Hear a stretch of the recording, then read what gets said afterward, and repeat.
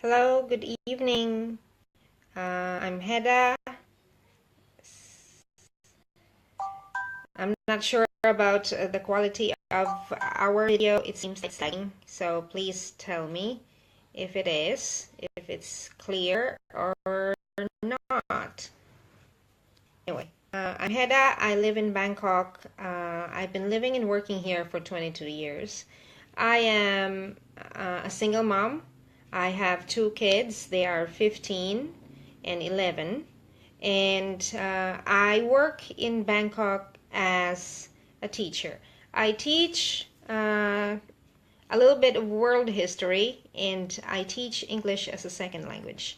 And from that perspective, I have been thinking a lot about our educational system, and I feel that okay, in my elementary, in actually in all levels of my education, I had the best education. I had the best teachers. I went to the best schools, I feel.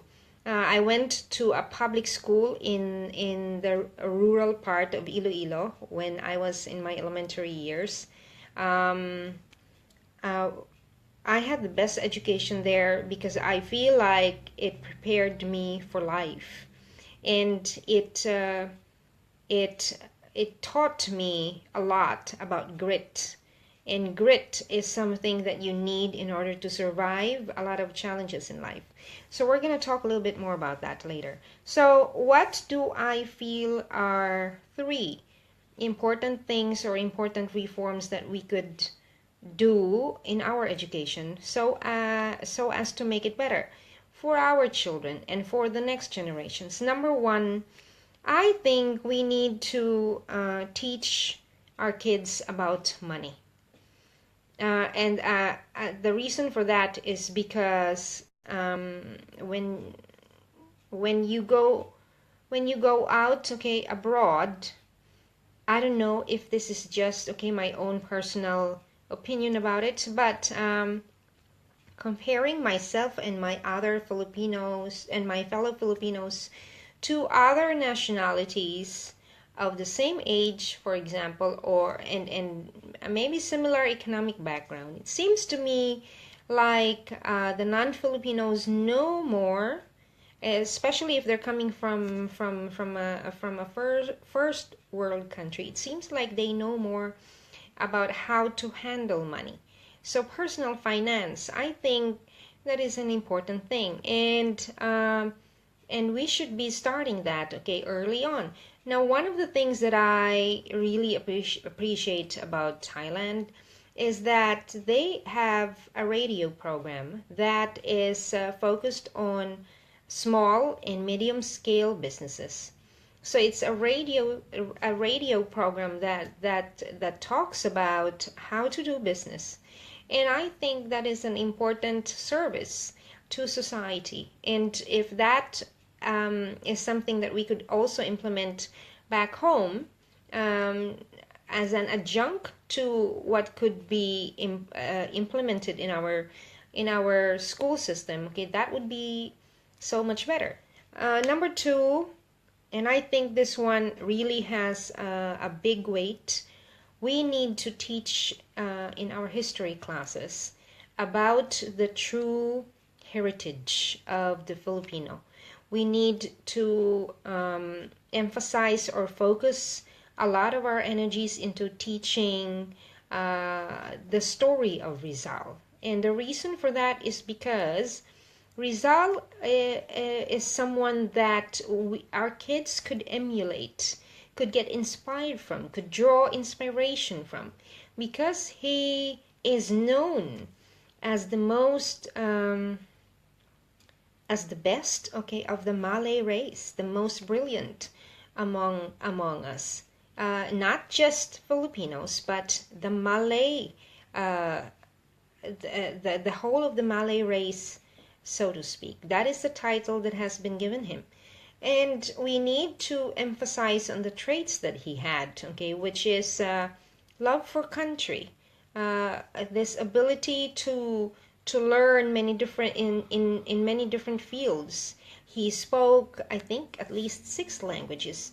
So those are things that I think we need to emphasize, okay, in our children, and just to show them that those things or those characteristics of a man are achievable for someone who comes from a third world country.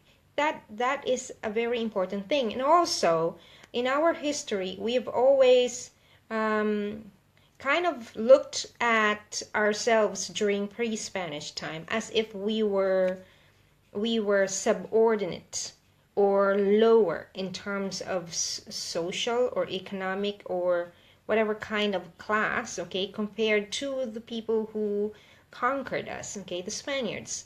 Our history books in the past, and I hope that they've changed now, always pictured a Negrito uh, facing up to this tall, white, more, how do you say, civilly dressed, so to speak. And that, okay, gives us the image or this thought or idea that during pre-Spanish time, we were uncultured, we were uncivilized, and which is not true, because one of the texts that I've read actually talks about it has a description of a text, a letter that was written by a Spanish official where he was describing what he saw the Filipino people were when he came to the Philippines, and he described us as regal, gentle.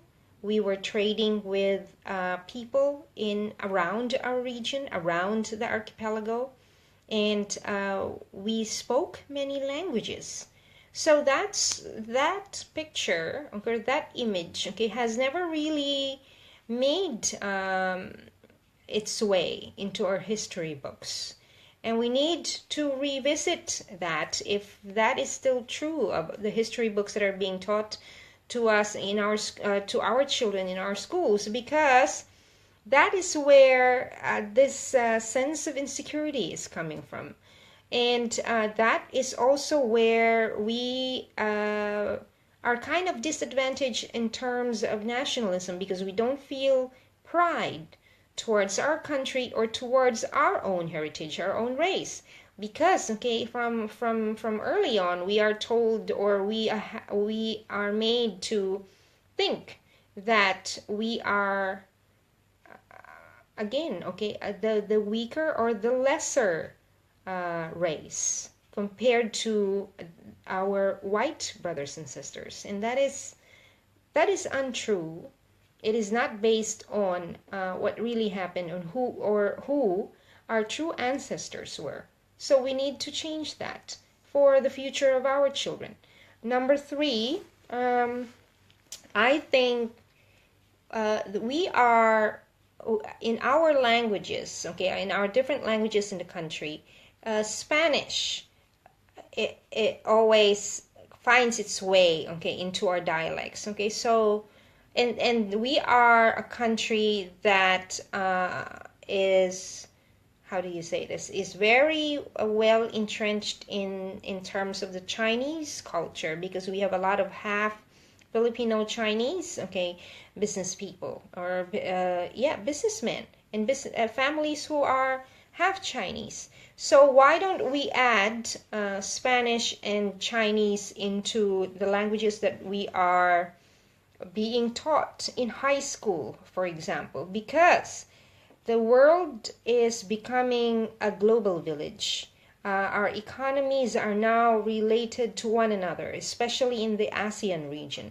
If our people are more equipped with language other than English, wouldn't that be so much better for our people in the future? So I think those are the three that I feel are most important. We need to teach our kids about finance, about personal finance. We need to teach our kids that there is an option for them, whether they want to be employees or whether they want to go into entrepreneurship.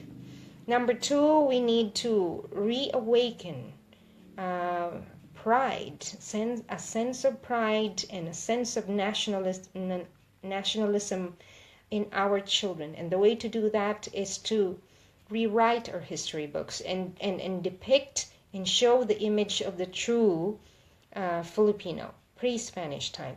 And then number 3, the teaching of languages is important, since if we are going to be a player in this global village that is what is becoming of our world, then we need to equip our younger generation with more knowledge, more languages, and more information that they could use in becoming a contributing member of the global economy in the future. That's all for now. Thank you.